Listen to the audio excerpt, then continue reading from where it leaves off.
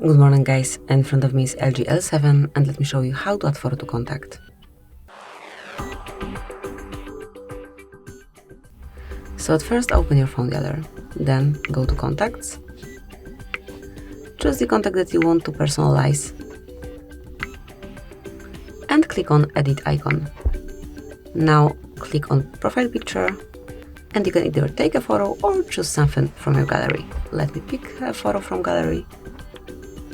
Now just select the picture that you want to apply, customize it however you like, tap on OK, and that's it. Click on save to confirm the change. From now on, whenever this contact will be calling you, you'll be able to see this profile picture at first. Thank you for watching, please subscribe our channel and leave the thumbs up.